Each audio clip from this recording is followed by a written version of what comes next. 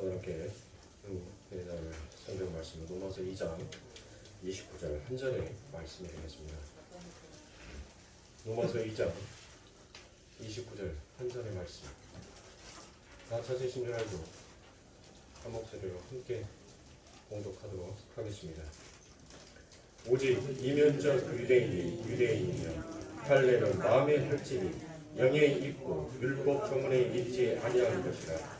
그 칭찬이 사람에게서니라 다만 하나님에게서니라. 아멘. 율법과 나라는 말씀을 가지고 벌써 5번째 시간을 갖고 있습니다. 그래서 오늘은 이 로마서 2장의 말씀들을 전부 다 마치고 다음 주부터 로마서 3장의 말씀으로 넘어가도록 하겠습니다. 자, 우리가 지난 시간에 할례는 마음에 받는 것이다 라고 제가 말씀을 드렸죠. 할례나 율법 지킴이 하나님의 자녀가 되는 그게 도구가 될 수 없다라고 제가 여러분들에게 말씀을 드렸습니다. 그 길은 오직 믿음이라는 길밖에 없음을 성경은 우리들한테 오랜치 얘기를 하더라는 것이에요. 할례나 율법 지킴이 여러분들 이 지킴으로 내가 하나님의 백성이 된다는 것은 그들이 바로 율법주의자이며 그들이 바로 바리새인이며 그 할례와 율법을 들어서 자기의 의를 나타내고자 하는 것이 바로 독사의 자녀가 되는 것이다라고 성경은 명확하게 기록하고 있습니다. 그러므로 오직 우리는 할례와 율법이 아닌 예수 그리스도를 믿는 그 믿음으로 우리가 구원을 받았으며 오직 예수 그리스도의 그 의로움으로 우리가 의롭게 되었다라 하는 것을 여러분들이 인정하시고 그것을 믿고 가셔야 돼요. 그러니까 저자가 얼마나 지혜로운 자입니까? 제가 이 로마서를 여러분들에게 시작하였을 때 이 사도는 어떤 대주제를 갖고 이 로마서를 가지고 얘기를 한다고 했습니까? 오직 의인은 믿음으로 말미암아 살리라라는 이 대주제를 가지고 이 말씀 안에서 모든 말씀들을 풀어가기 시작하는 거예요. 그러니까 한치의 오차 범위가 없는 거예요. 아니 대주제는 이렇게 정해놓고 그 중간중간 사이에 인간의 행위와 인간의 율법 지킴이 옳음이다라고 얘기한다면 그러면 인간도 얼마든지 신이 될 수 있다라는 그와 같은 논지로 간다면 어찌 이 책이 진리의 책이 될 수 있으며 어찌 하나님의 말씀이 의로운 말씀이 되다라고 말할 수가 있겠습니까? 그러므로 사랑하는 성도님들, 하나님께서는 너희들이 율법 지킴과 그 할례를 통하여서 자칭 하나님의 백성이다라고 말하지 말라라고 얘기합니다. 오직 마음의 할례를 받은 자가 곧 나의 백성이다라고 얘기를 하더라는 것이에요. 그래서 신명기의 10장 16절에 하나님께서 뭐라고 얘기합니까? 너희는 마음의 할례를 행하고 다시는 뭐가 곧지 않게끔 하라라고 얘기합니까? 목이 곧지 아니하게끔 하라라는 거예요. 즉 이 말씀은 너희들 교만하지 말라는 거예요. 너희들의 어떤 인간의 행위와 너희들의 참된 선행을 가지고 너희의 자아와 너희를 자랑하는 쪽으로 가지 말라라는 얘기예요. 그러니까 오직 영광을 받으셔야 될 분은 누구다라는 것을 나타냅니까? 오직 여호와 하나님밖에 없다라는 것을 하나님이 그 뒷구절에 이야기를 해요. 뭐라고 얘기합니까? 너희의 하나님 여호와는 신이시며 라고 얘기를 하잖아요. 그러니까 너희들은 그 목이 곧은 자가 되지 말라는 거예요. 너희들을 죽여서 오직 신의 신됨이 무엇인지를 너희들이 나타내는 자, 그 하나님의 영광을 찬양하는 자가 그 자가 하나님의 할례를 받은 자다라고 얘기를 하더라는 것입니다. 그래서 주의 주시오 크고 능하시며 두려우신 하나님이시라 사람을 외모로 보지 아니하시며라고 하나님께서 말씀하시는 것입니다. 하나님께서는 사람을 외모로 판단하지 않다는 거예요. 네 마음속에 그 하나님을 사모하고 그 하나님을 찬양하고 그 하나님을 경외하는 마음이 있다면 그 자가 이방인이요 세상의 계라라고 부르지만 그 자가 내 자녀다라는 것을 하나님께서는 우리들에게 말씀하고 있습니다. 그런데 사악하고 악한 이 인간의 죄된 마음은 늘 왕의 자리에 앉아서 세상의 모든 자들을 군림하고 굴복시키고 싶어하는 이 죄의 본성이 결국 이리로 가지 못하더라는 것이에요. 그래서 에레미야 선지자가 무엇이다라고 얘기합니까? 에레미야 9장 26절에 보면 대저 열방은 할례를 받지 못하였고 이스라엘은 마음의 할례를 받지 못하였느니라 라고 말씀합니다. 보세요. 마음의 할례를 받지 못했다라고 얘기를 하지 않습니까? 그러면 사랑하는 성도님들, 마음의 할례는 도대체 무엇이냐고요? 또 이거 마음의 할례를 받으려고 우리가 또 이것을 어떤 쪽으로 지키려고 가면은 아니 되는 거예요. 제가 지난 시간에 여러분들에게 마음이 어디다라고 말했습니까? 여기가 마음이? 여기가 마음이? 도대체 어디가 마음이냐고요? 네? 어디에 마음을 우리가 어디에 마음을 찢어서 거기에다 할례를 율법을 부어 넣을 수가 있냔 말입니다. 어디가 마음이에요? 네? 마음의 할례를 받으라니까 또 사람들이 이 속에 있는 것을 생각하더라는 것이에요. 그러면 사랑하는 손님들, 도대체 이 마음이 무엇인지 우리가 모르잖아요. 그래서 우리는 또 어디로 가야 됩니까? 성경으로 가야 돼요. 인간의 사사람으로 하나님의 말씀을 풀어서는 안 돼요. 그러면 성경에서 마음이 무엇인지를 우리가 한번 찾아보고 제가 또 그 마음에 대해서 여러분에게 설명을 드리도록 하겠습니다. 에레미야 4장 4절에 보면 유대인과 예루살렘 거민들아 너희는 스스로 할례를 행하여 너희 마음의 가죽을 베고 자 마음에 뭐가 있다라고 얘기를 해요. 마음에 가죽이 있다라고 얘기를 해요. 지금 성경에서 그렇죠. 나 여호와께 너희 마음 가죽을 베고 나 여호와께 속하라. 그렇지 아니하면 너희 행악을 인하여 나의 분노가 불같이 발하여 사리리니 그것을 끌 자가 없으리라라고 말씀하십니다. 아니 그러면은 도대체 이제는 마음 하면은 대충 지레 짐작이라도 가는데 아니 이제 성경이 더 복잡하게 만드네 사람을. 뭔 마음의 가죽을 베끼라고 얘기를 해요. 그러면 도대체 마음의 가죽이 뭐냐고요. 자 골로새서 2장 11절에 가면 또 그 안에서 너희가 손으로 하지 아니한 할례를 받았으니 곧 육적 몸을 벗는 것이요 그리스도의 할례니라라고 말씀합니다. 자 무엇이다라고 얘기합니까? 예수 그리스도의 그 할례를 믿고 내 육은 어떤 방향으로도 하나님이 요구하시는 의를 도달하거나 그 하나님이 요구하시는 의를 내 삶 가운데 나타낼 수 없구나라는 것을 인정하는 것이 그게 뭐예요? 내 마음의 가죽을 벗기는 거예요. 결국 내 자아를 내려놓는 거예요. 내 자아, 내 생각을 내려놓고 내 마음의 계획을 내려놓는 거.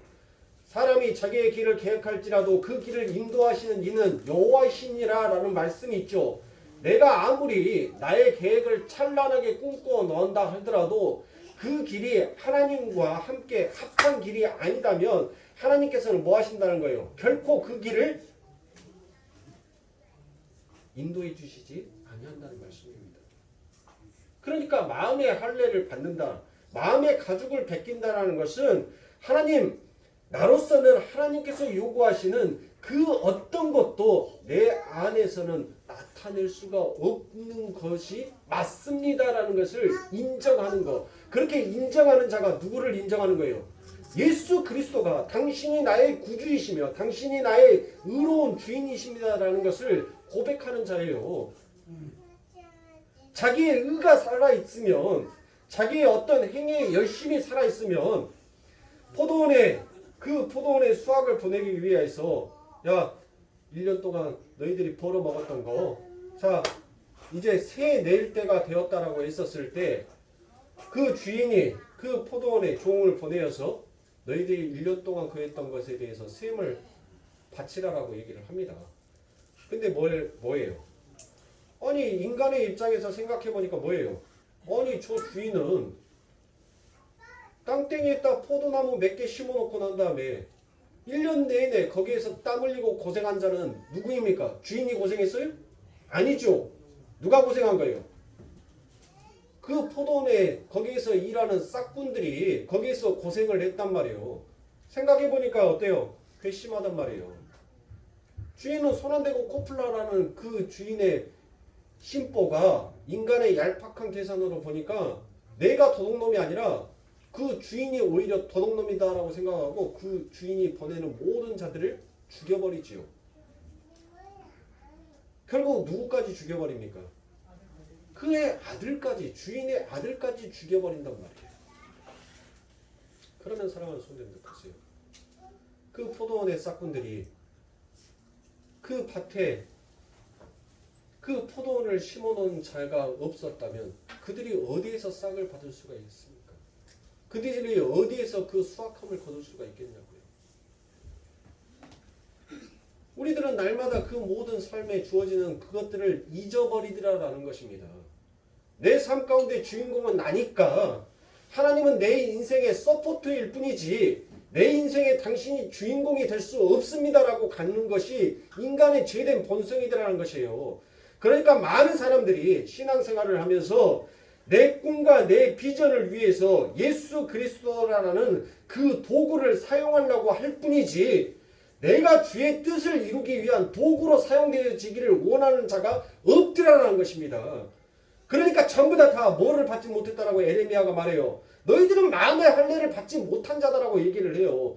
너희들이 정말 마음의 할례를 받았다면 너희들은 너희의 꿈이 묵살되더라도 그 여호와의 꿈이 너희들의 꿈에 먼저 앞장서더라도 너희들은 여호와를 뭐 할 수 있어야 돼요? 찬양할 수 있어야 돼요. 여러분들의 삶 가운데 있어서 하나님께서 여러분들을 짓누르고 있었던 건강이라든지 세상의 물질이라든지 세상의 권세로부터 그 하나님께서 여러분들의 꾸름을 실현시켜 줄 때만 하나님 감사합니다라고 두 손 올리면서 찬양할 것이 아니라 그 광야에서 불기둥과 구름기둥으로 끊임없이 하나님이 하나님이시며 내가 신의 신이다라는 것을 나타내시는 그 여호와 하나님을 바라보면서 여러분들이 가셔야 하는 것이 그게 진정한 하나님 앞에 할례를 받은 자고 은혜가 무엇인지를 깨닫는 자다라는 것이에요. 그런데 우리들의 삶을 보세요. 성경 속에서 나타나는 이스라엘 백성들을 한번 보십시오. 여러분들. 그들이 숱한 그 애굽의 노예로 그 노역을 했었을 때 그들이 하나님 앞에 하소연하죠. 하나님, 우리를 건져 주시옵소서. 우리를 구원해 주시옵소서. 그들이 눈물로 호소를 했단 말이에요. 하나님께서는 때가 참에, 때가 이름에 드디어 하나님의 손길이 그 당신의 백성, 이스라엘 백성들에게 그 손을 뻗으십니다. 그리고 뭐가 하십니까? 그 뻗으신 그 손을 가져다가 당신의 백성을 라프 이제 그렇게 품어 안아버리시더란 것이에요. 그렇게 안아주시더란 것입니다. 그렇게 안아서 세상으로부터 오는 내가 영원히 벗어날 수 없고 내가 영원히 끊을 수 없는 그 세상의 중독을 하나님께서 끊어내시고 이제 내 삶 가운데 거룩한 새 예루살렘, 새 나라와 새 땅, 하나님께서 약속하신 그 약속의 땅이 이제 내 눈앞에 보여지는 것처럼 그렇게 삶을 살 수 있도록 하나님께서 우리의 길을 인도하여 놓으라는 것이에요. 그런데 앞에 또 무엇이 아니 하나님께서 나를 구원해 주셨으면 하나님 감사합니다라고 하면서 그 은혜에 끝까지 감사하면서 가야 되는데 내 앞에 또 뭐가 시련이 닥칩니다. 어떤 시련? 홍해라는 이 시련이 또 닥쳐오는 거예요. 그런데 하나님을 경외합니다. 하나님을 의지합니다. 하나님, 나를 구원해 주소서. 그렇게 기도하니 그 하나님께서 그 시련의 물을, 그 저주의 물을 거두어 내시더라는 것이에요. 그리고 그 홍해의 길을 걷게 하십니다. 내 삶 가운데 나타나지 아니할 것 같은 그 엄청난 기적이 하나님의 손길에 의해서 나타날 때 우리들은 하나님을 그때만 찬양할 것이 아니라 내 삶 전체에서 나는 하나님의 은혜가 아니면 나는 한순간도 살 수가 없는 자가 맞습니다라고 고백하는 자가 그 자가 진정한 마음의 할례를 받은 자다는 거예요. 나는 그 자를 원한다는 거예요. 하나님께서는 너희의 육신의 표식으로 나타내는 그 할례와 율법 지킴, 제사 지내는 거, 난 너희들의 모습에 인하여서 뭐 한다는 거예요? 혐오스럽다는 거예요. 이제 그 모습이 아름다운 모습이 아니라 혐오스러운 모습이라는, 가증한 모습이다라고 얘기를 하시더라는 것입니다.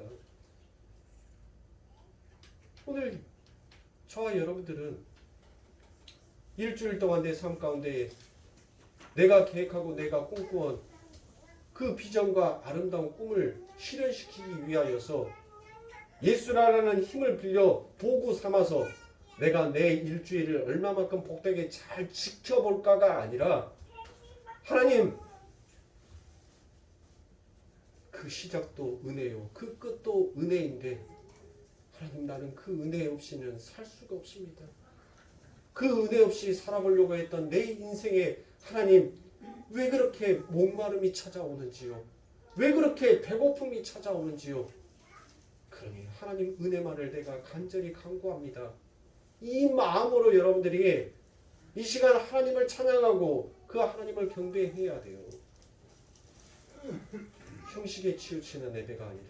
진정한 여러분들의 마음속에서 우러나오는 그 하나님을 찬송하는 자가, 그 자가 바로 마음의 할례를 받은 자요, 우리 주님을 하나님으로 인정하는 참된 하나님의 백성이 되는 것입니다. 그런데도 여전히 자기의 의를 내려놓지 못하는 자를 성경은 무엇이다라고 얘기합니까? 빌립보서 3장 2절에 보면 개들을 삼가하고 행악하는 자들을 삼가하고 손 할례당을 삼가라. 하나님의 성령으로 봉사하며 그리스도 예수로 자랑하고 육체를 신뢰하지 아니하는 우리가 곧 할례당이다라고 얘기합니다. 뭐라고 얘기합니까? 사도 바울이 자기의 행위를 의지하는 자를 성경은 뭐라고 얘기해요? 개라고 얘기하더라는 거예요. 개. 그러니까 한마디로 시편의 기자의 말씀을 빌려서 짐승이다라고 얘기하는 거예요. 짐승은 뭐합니까? 아무리 주인이 잔소리를 해도 지 본능대로 움직이게끔 되어 있어요. 자고 싶으면 자고, 먹고 싶으면 먹고, 그렇죠. 싸고 싶으면 싸고. 아무리 주인이 뭐라 한다 한들 여러분들 자기의 본성과 본능을 따라서 움직이는 게, 그게 짐승이에요. 그게 짐승.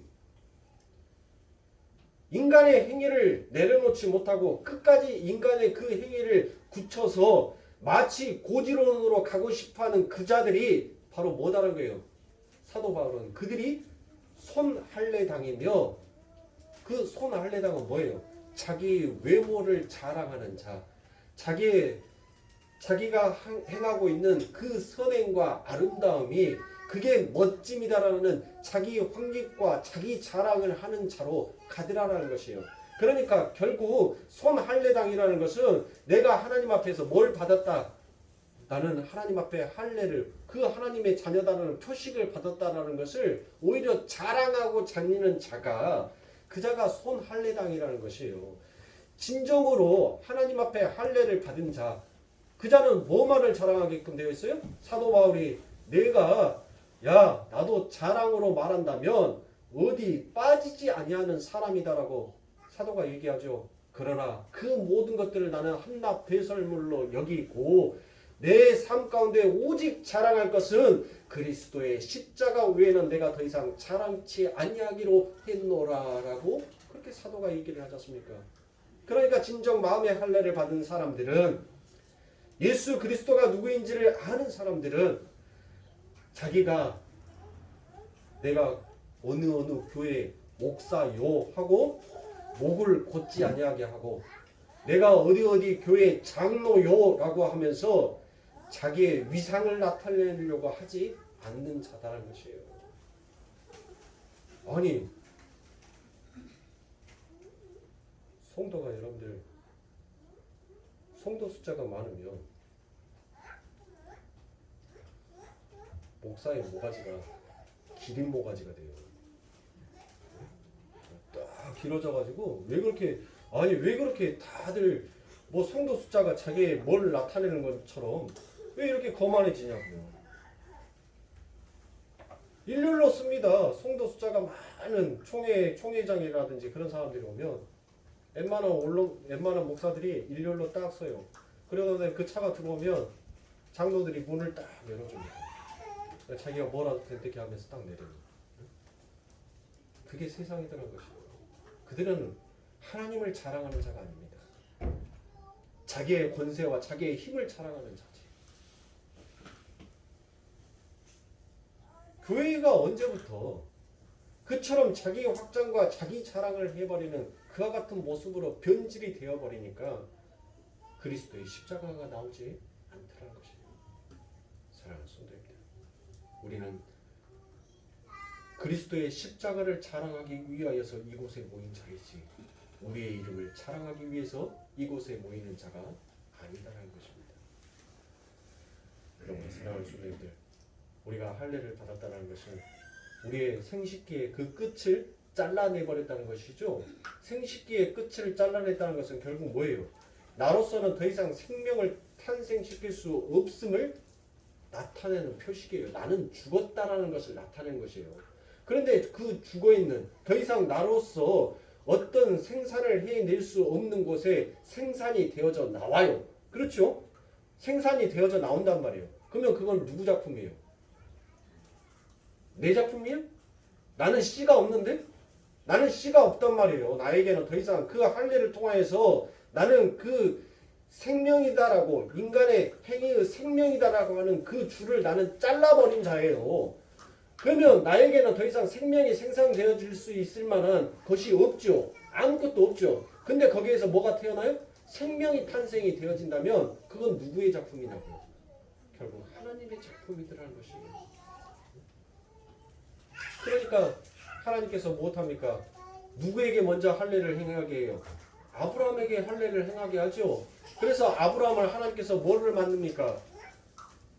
아브라함을 하나님께서 그를 할례를 통하여서 죽이시고, 그리고 그 죽어있는 그를 다시 새롭게 탄생시키는 거, 그게 바로 할례드라는 것이에요.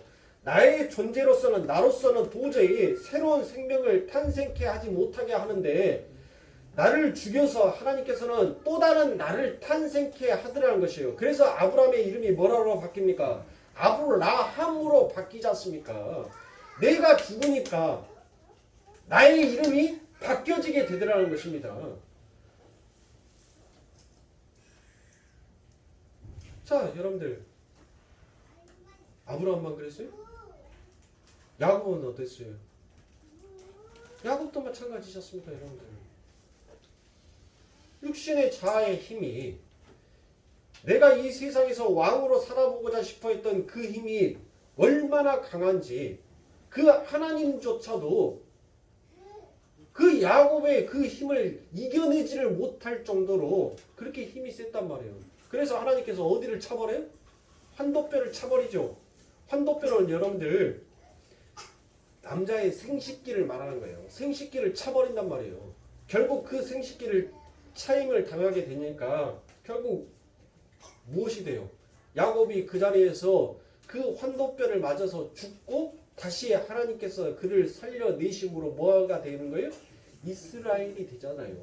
응? 이스라엘이 되잖아요. 그러면 그 이스라엘은 결국 하나님께서 말씀하신 제라 후손이 되더라라는 것이에요. 그러니까 이 역설이 결국 진리를 나오게끔 만들더라는 것입니다. 마음의 할례를 간단하게 여러분들에게 말씀을 드리면, 여러분들의 마음속에서 절대 굽혀지지 아니할 것 같은 여러분들의 그 모든 진리를 내려놓고 오직 예수 그리스도가 진리임을 받아들이는 것이, 그게 하나님의 거룩한 백성으로 지어져 가는 삶이에요. 그와 같은 자가 그 이름을 뭘로 바뀌더라는 것입니까? 우리의 이름이 뭐로 바뀌어요? 이윤성이가 아니에요. 이윤성이가 아니라 하나님의 거룩한 백성, 성도라는 그와 같은 이름을 갖게끔 되더라는 것이에요. 성부와 하나님, 성자 하나님, 성령 하나님을 쓸 때 그 앞에 들어가는 성, 그 성이 우리 성도가 쓰는 성과 똑같은 성이에요. 한자로. 네? 이 역사를 통하여서 이 광야의 인생을 통하여서 우리가 죽는 것을 배우는 거예요. 아, 나는 하나님의 은혜가 아니면 살 수가 없구나. 나는 하나님께서 요구하시는 그 의를 내 안에서는 생명의 물줄기가 절대로 흘러나올 수가 없구나. 내 안에서는 그 어떤 양식을 생산해서 내 형제를 살려낼 수 있는 그와 같은 사랑이 내 안에서는 나올 수가 없구나라는 것을 그 광야의 인생길을 통해서 우리는 철저하게 배우는 것입니다. 그런데 그 철저하게 배우는 속에서 우리는 뭐 하게 돼요? 여러분들 끊임없이 하나님을 비방하더라는 것이에요. 끊임없이 하나님 앞에 끊임없이 불평과 불만을 늘어놓는 것이 우리들이라는 것입니다. 그런데 그 하나님의 오래 참으심이 결국 아버지 하나님께서 약속하신 그 고토로 우리를 집어넣죠. 고토가 어디예요, 여러분들? 그게 바로 약속의 땅이에요. 그 하나님께서 우리들을 그 약속의 땅으로 집어넣더라는 것입니다. 그러니까 하나님께서 우리가 금요기도회 때 여러분들에게 말씀드렸던 것처럼 하나님께서는 소금이 되어라라는 것은 내가 반드시 너를 죽여서 소금으로 나와 같은 소금으로 만들겠다가 소금이 되어라예요. 그런데 소금이 되라라고 하니까 또 자기들 스스로 소금이 되어보려고 노력하는 그 행위가 결국 악한 행위다라는 것을 성경은 계속적으로 우리들에게 나타내고 있더라라는 것입니다. 그러므로 사랑하는 성도님들, 순전히 하나님의 은혜로 만들어진 후손이니까 아브라함도 마찬가지입니다. 아브라함이 믿음으로 의롭다 되었다라고 된 것은 바로 아브라함이 아브라함을 낳은 것입니다. 그게 아브라함이라는 하나님의 백성을 어떻게 낳아지는지를 보여주더라는 것이에요. 그래서 로마서 4장에 보면 하나님의 은혜로 마찬가지입니다. 이삭도 할례를 받자마자 바로 그 다음 장에서 모리아 산에 올라가 바로 쪼개짐을 당하게 되는 것입니다. 이삭이 그로 말미암아 죽어야 할 아브라함이 살아나는 그림을 다시 한번 보여주는 것이죠. 그러면 지금 이 이삭은 누구의 모형을 하고 있는 것입니까? 바로 예수의 모형을 하고 있더라라는 것입니다. 그 골고다로 자신이 달려 죽을 나무에 메고 올라가신 분이 바로 예수이기에 예수의 할례는 모리아산의 이삭이 다시 한번 똑같이 우리들의 삶 가운데 보여주고 나타내고 있는 것입니다. 사랑하는 성도님들, 모든 종교의 목표 지점은 모두 보다 나은 인간이 되는 것을 목표로 하고 있습니다. 그러나 기독교는 이렇게 육체에 대한 신뢰를 차압당하고 육적 자아는 부정당하는 것을 목적으로 하여 끌려가는 것이 그게 바로 기독교더라라는 것입니다. 그런데 할례를 받고 율법을 지켜서 다른 이들보다 더 나은 존재임을 증명하고 자랑하려고 하는 시도가 초대교회 때부터 지금까지 기독교 역사를 관통하여 흐르고 결국 그 흐름이 역사의 전통이 되어서 여전히 이 땅에서 고수가 되고 있더라라는 것입니다. 자, 신명기 30장 1절에 보면 내가 내게 진술한 모든 복과 저주가 내게 임함으로 네가 내 하나님 여호와께 쫓겨난 모든 나라 가운데서 이 일이 마음에서 기록이 나거든 너와 내 자손이 내 하나님 여호와께로 돌아와 내가 오늘날 내게 명한 것을 온전히 따라서 마음을 다하고 성품을 다하여 여호와의 말씀을 순종하며. 자, 여러분들 신명기 30장 1절부터 여기서부터 이제 뭐가 나오기 시작합니까? 조건이 나오기 시작하더라고요. 하나님께서 조건을 거시더라는 것입니다. 내 하나님 여호와께서 마음을 돌리시고 너를 긍휼히 여기사 내 포로를 돌리시되 내 하나님 여호와께서 너를 흩으신 그 모든 백성 중에서 너를 모으시리니 너는 쫓겨간 자들이 하늘가에 있을지라도 내 하나님 여호와께서 거기서 너를 모으실 것이며 거기서부터 너를 이끄실 것이라. 내 하나님 여호와께서 너를 내 열조가 얻은 땅으로 돌아오게 하사 너로 다시 그것을 얻게 하실 것이며 여호와께서 또 내게 선을 행하사 너로 내 열조보다 더 번성케 하실 것이며 내 하나님 여호와께서 내 마음과 내 자손의 마음에 할례를 베푸사 너로 마음을 다하여 성품을 다하여 내 하나님 여호와를 사랑하게 하사 너로 생명을 얻게 하실 것이며 라고 되어 있습니다. 자, 어떻게 하면 여호와의 말씀을 다 지켜서 순종하면 마음의 할례를 준다라고, 그러면 그 할례를 받으면 이제 다 지키게 되더라라는 쪽으로 가더라는 것입니다. 그런데 사랑하는 성도님들, 이 이스라엘 백성들이 이 할례를 지켜요, 못 지켜요? 결국은 못 지키더라는 것입니다. 마음의 할례를 못 받아요. 그래서 하나님이 이스라엘 보고 수시로 마음의 할례를 받지 못하는 자들이다라고 이처럼 이야기를 하더라는 것입니다. 그런데 에스겔서 36장에 새 언약으로 가면 하나님께서 내것인 그 조건들이 전부 다 없어지는 것을 우리가 볼 수 있습니다. 그리고 마음의 할례가 우리들에게 이제 행하여집니다. 에스겔서 36장에 가면 새 언약으로 가면 그 조건들이 전부 다 없어지죠. 자, 어떻게 없어지는지 한번 보시겠습니다. 25절에 보면 맑은 물로 너희에게 뿌리사 너희로 정케하되 곧 너희 모든 더러운 것에서와 모든 우상을 섬김에서 너희를 정결케 할 것이며 또 새 영을 너희의 속에 두고 새 마음을 너희에게 주되 너희 육신에서 굳은 마음을 제하고, 자, 굳은 마음을 뭐 한다는 거예요? 제하여 버리겠다는 거죠. 이게 바로 잘라내다 할례를 행하겠다는 것이에요. 하나님께서.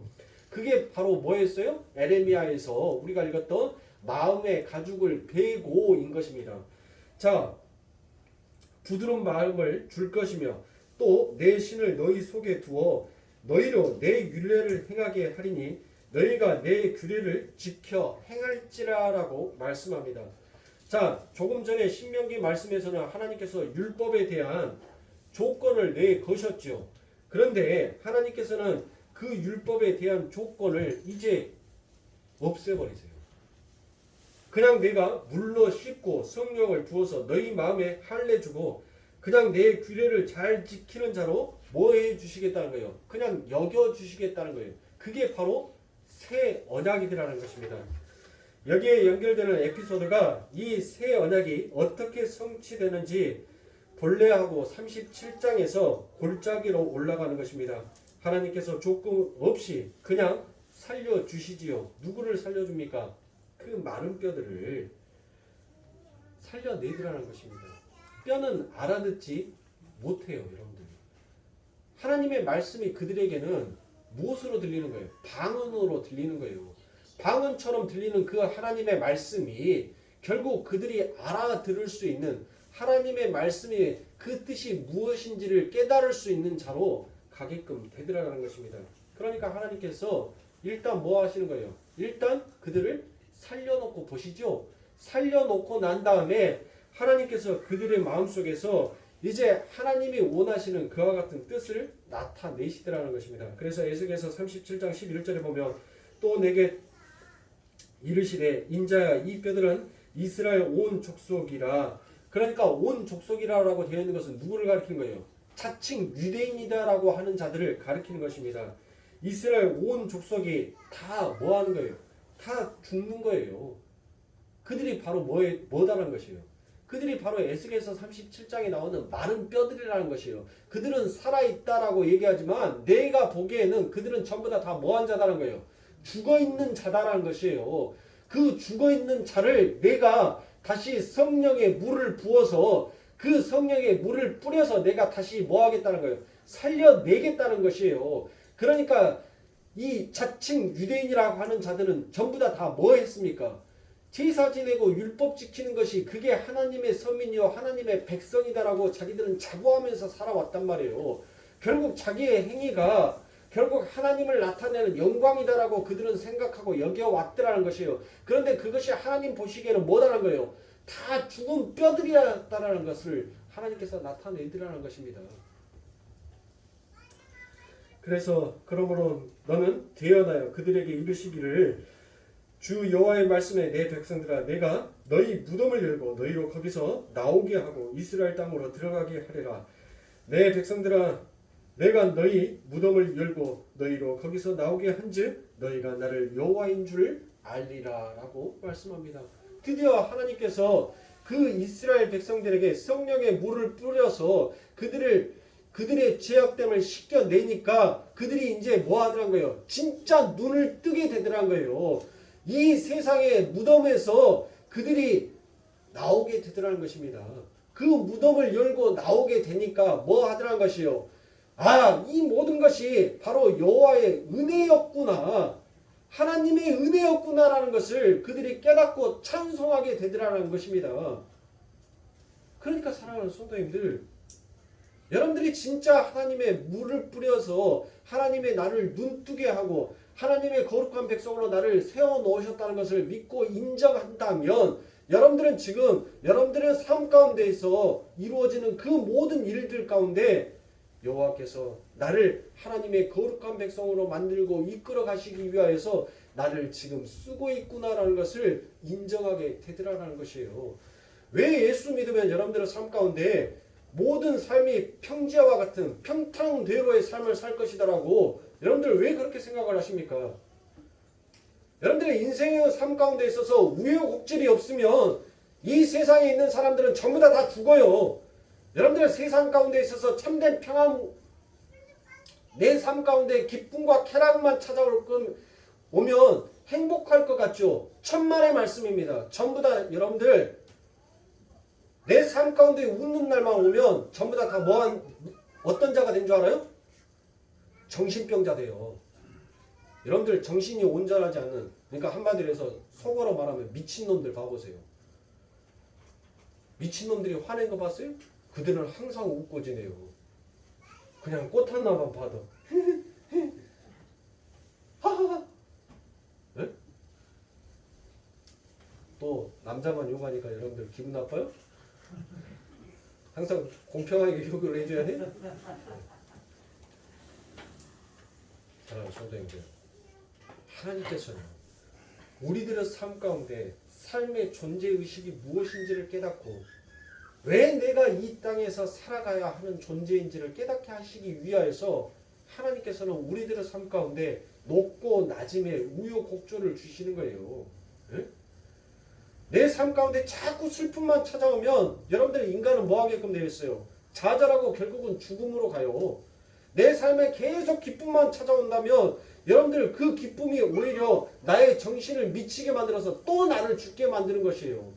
하나님께서는 우리들의 삶 가운데 적시적소 그 요소에 우리들에게 필요하기에 여러분들에게 기쁨의 삶을 주기도 하고 때로는 여러분들에게 고통의 눈물의 시간을 흘리기도 하는 것이에요.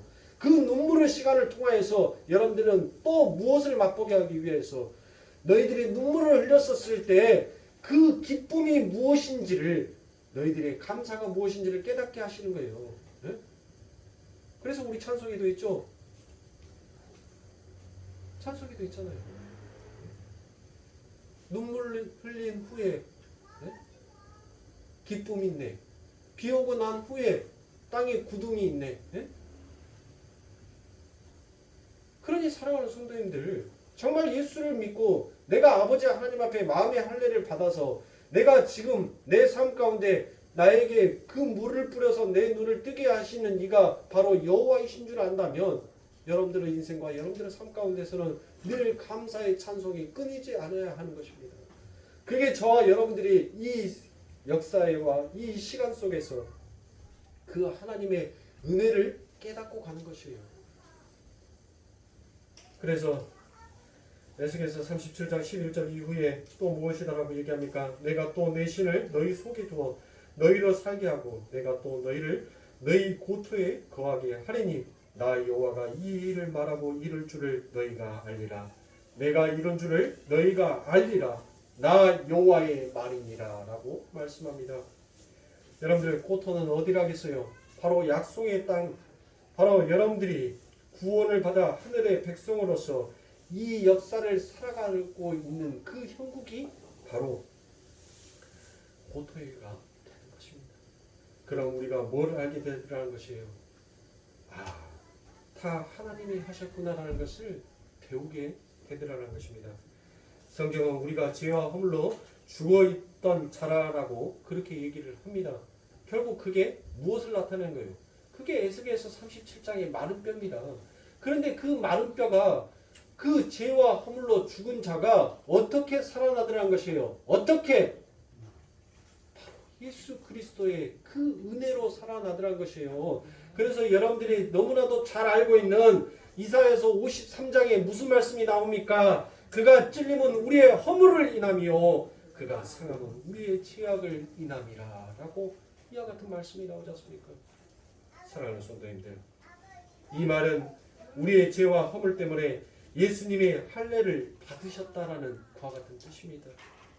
찔리고 그가 침뱉음을 당하고 그가 상함을 당했다는 그와 같은 말씀입니다.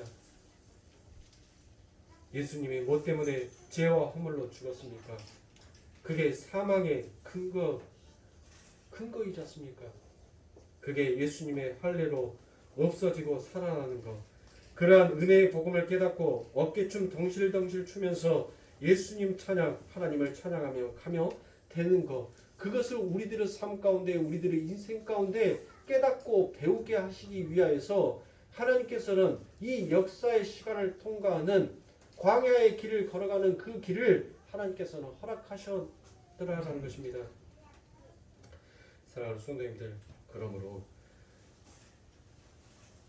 살아도 주를 위하여서, 죽어도 주를 위하여서 사는 자가 되셔야 하지 않겠습니까? 성경의 롯을 보십시오. 하나님의 은혜가 무엇인지를 알면서도 여전히 우리의 눈은 그 애국과 같은, 그 애국과도 비교할 애국보다 더 아름다운 소돔과 고모라를 항상 꿈꾸고 살아가는 것이 우리들이라는 것이에요. 우리들의 마음속에서는 그 애국을 늘 벗어나고 싶어하는 애굽이지만 늘 그리워하는 애굽의 모습으로 우리 안에는 연실 자리 잡고 남아 있어요. 그래서 그 애굽과 같은 소돔과 고모라를 항상 나는 내 안에서 간직하고 있단 말이에요. 그 롯이 그 소돔과 고모라에서 어떠한 자로 살아갔습니까? 성문 앞에서 성문을 맡은 자로 살았어요. 성문을 맡은 자라는 것은 여러분들 뭐 하는 자입니까? 그 자가 바로 그 소돔과 고모라를 모든 것들을 다 다스리는 통치자로, 총괄하는 총괄자로 살았다는 말이에요. 왜요? 성문 앞에서 뭐가 일어납니까? 성경에 보면 성문 앞에서 뭐가 일어나요? 재판이 일어나요. 심판이 주어지는 것이, 그것이 바로 성문 앞이단 말이에요. 근데 롯이 그 성문 앞에 앉아 있었던 자예요. 그 소돔과 고모라에 있는 모든 자들을 그가 자기의 발 밑으로 전부 다 심판한 거예요. 자기가. 그래서 내 마음에 합한 자는 뭐 한 거예요? 살려서 성문 안에 집어넣고, 내 마음에 합하지 못한 자는 그 성문 앞에서 때려 죽여서 바깥 세상에 던져버리는 거예요. 이게 세상의 이치와 똑같은 거 아닙니까? 여러분들이 가지고 있는 그 소돔과 고모라, 나에게 이익이 될 것 같고 나에게 유익이 될 것 같은 자는 내 성 안에 집어넣고 살지만, 내가 살고 있는 이 방식에 누군가가 당신은 잘못됐습니다, 당신은 도둑놈입니다, 당신은 살인자입니다, 당신은 이 세상 가운데서 간음한 자입니다 라고 자기의 죄성을 확 폭로시켜버리는 자는 뭐예요? 죽여버리지 않습니까? 죽이고 싶어 하지 않습니까? 그런데 성경을 잘 읽어보니까 여러분들 보세요. 아니 성경에서 잘 읽어보니까 이와 같이 자기를 위해서 살아왔던 그 롯이 아니 느닷없이 하나님 앞에서 의인이 되어버린다니까요. 어떻게 의인이 돼요? 자기의 행위로, 자기의 열심으로 그렇게 살아왔던 그가 아니 성경에서 보면은 죄인인데 아니 그자가 의인이 되어버리네. 도저히 우리의 생각으로서는, 우리의 이 지식으로서는 깨달을 수가 없습니다. 그 롯이 여러분들 어떻게 하나님 앞에 의인이 됩니까?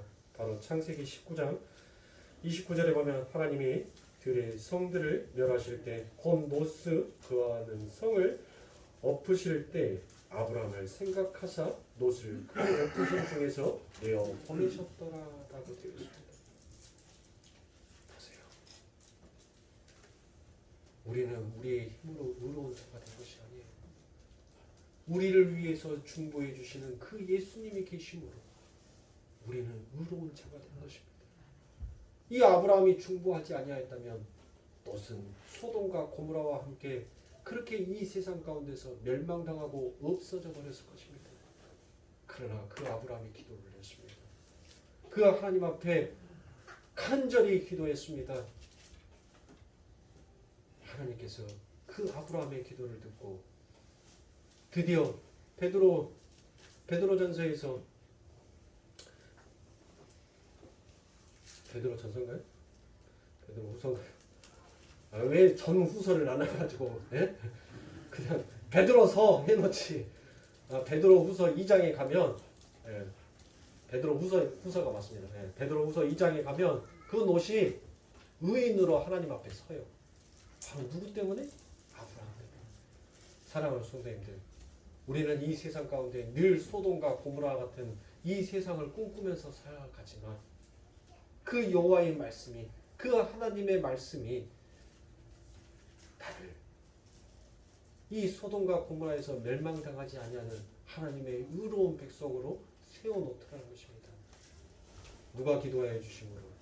바로 예수님이 나를 위해 기도하니, 그 주님이 나를 위해서 기도하여 주심으로 내가 오늘 또 의로운 자로 하나님 앞에 쓴 것입니다. 사랑하는 성도님들, 그러니 예수를 바라보십시오. 그래서 이사야서 53장 12절에 이러므로 내가 그로 존귀한 자와 함께 분깃스럽게 하며 강한 자와 함께 탈취할 것을 나누게 하리니 이는 그가 자기 영혼을 버려 사망에 이르게 하며 범죄한 자 중 하나로 헤아림을 입었음이라. 그러나 실상은 그가 많은 사람의 죄를 짊어지며 범죄자를 위하여 기도하였느니라 라고 말씀하셨습니다. 우리 예수님께서 우리를 위해서 이렇게 기도하신 것이에요. 그러니 사랑하는 성도님들, 여러분들의 한 주간의 삶 가운데 있어서 하나님, 나는 이 세상에 내 눈앞에 보여지는 것들이 하나님 항상 갖고 싶어요. 항상 그것이 하나님 내 삶 가운데 필요한 것처럼 느껴져요. 하나님의 말씀에 의해서 나는 눈뜬 자다라고 하지만 하나님, 여전히 나는 이 세상이 좋사옵니다. 여기가 아름답사옵니다. 여기가 최고입니다라고 그렇게 늘 고백하는 하나님 저입니다. 이런 제약된 저의 모습 속에 그 하나님께서 오늘 또 나를 위해서 기도하여 주시고 내가 하나님의 그 복을 누리면서 살아가고 있으니 하나님 감사합니다라고 여러분들 그처럼 고백하시면서 살아가셔야 되지 않겠습니까? 오직 의인은 믿음으로 말미암아 산다라는 그 말씀. 사도는 인간의 죄악됨이 무엇인지 2장에서도 연실 폭로시키고 오직 의인은 믿음으로 말미암아 살아야 된다는 그 대주제의 그 하나님의 참된 진리의 말씀이 우리들 안에 심겨지기를 바라더라는 것입니다. 사랑하는 성도님들, 여러분들의 한 주간의 삶, 다른 말씀 오늘 다 잊어버려도 상관없어요. 여러분들의 머릿속에서 다 지워버려도 상관은 없습니다. 그러나 딱 여러분들은 머릿속에 이거 하나만 기억하십시오.